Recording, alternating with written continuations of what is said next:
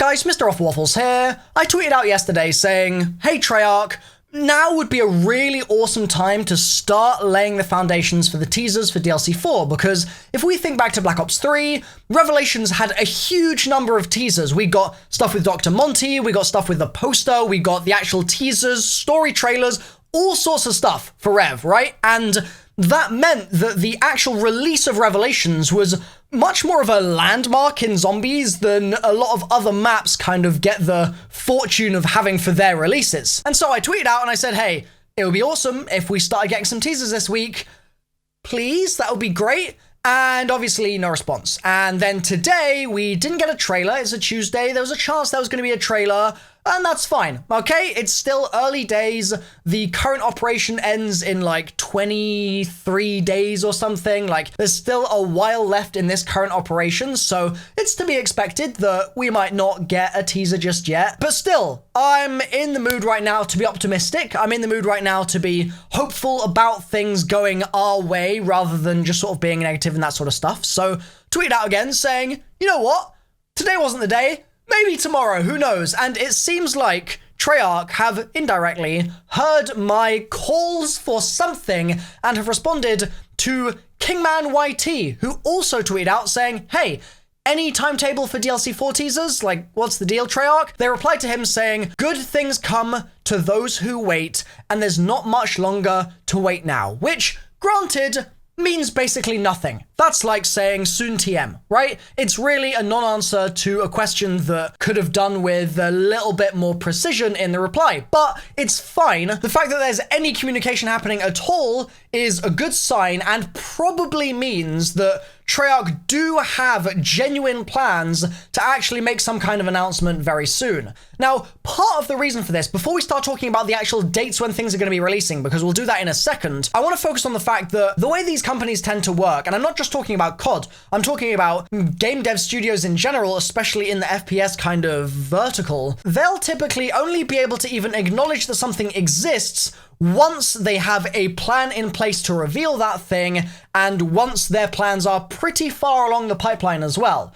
You look at a game like Battlefront, for example, right? They had all their issues with loot boxes on launch, and there was a massive community controversy about it and massive outcry. And then when they started to roll those plans back and introduce new plans, part of the issue that they butted up against was the fact that legally, they were only allowed to actually announce up to a certain date for what they were planning to do with the game. And then beyond that point, they couldn't say anything because of the way that the financial year worked for the company, and because of the fact that they're working for a publicly traded company, and there's just layers there that are beyond the scope of gamers wanting to know news about games that need to be adhered to by these companies, right? So I'm not saying that in this particular case, Treyarch aren't releasing a trailer because of the fiscal year or anything crazy like that. I'm just saying this tweet says nothing, but in saying nothing, it still acknowledges the question, and that is half the battle, half the time with Treyarch. So that's good. Right, when's DLC 4 actually going to come out?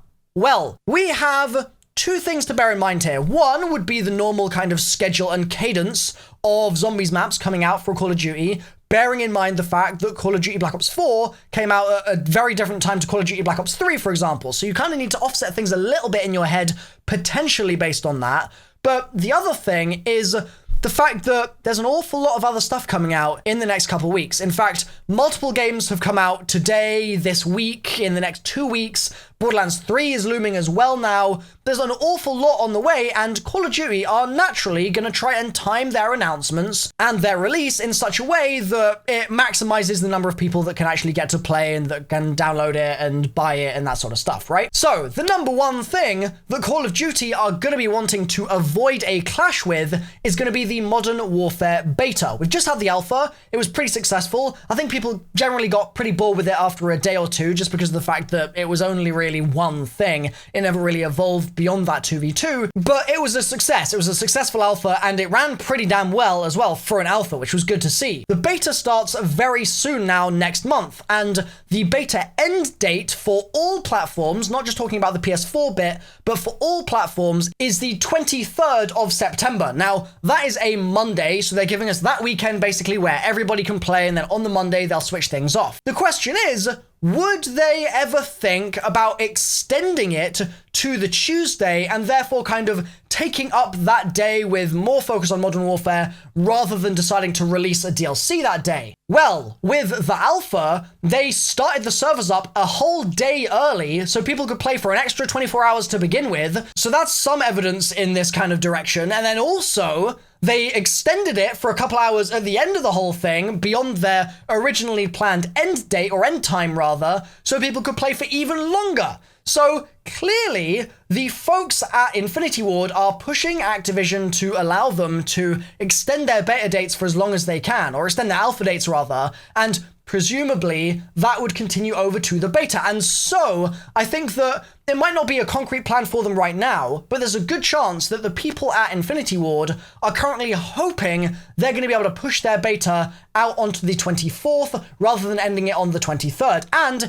if there's technical difficulties, there's a chance they'll need to do that anyway. Like if servers go down for a day, for example, they might want to give people an extra day to play because they might have missed a day, right? And so the 24th, to me, while at first might seem like a potential release date for Black Ops 4's DLC 4, actually is a little unlikely in my opinion. So, could it be before then or after then? Well, before would end up being really hairy because, like I said, you've got Borderlands 3 coming out, you have the Modern Warfare Alpha, you're going to have a lot of focus on driving Modern Warfare pre-orders that week, it's going to be a Modern Warfare week, it's just going to be completely stuffed. And I don't think it could be any earlier than that, so that means that we're potentially looking at a later date for the DLC release, and if it's not the 24th, then the next Tuesday available is October 1st. What else comes out on October 1st? Destiny Shadowkeep?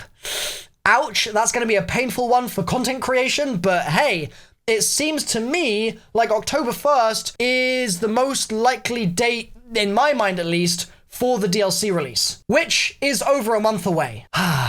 Yeah, it's a long time.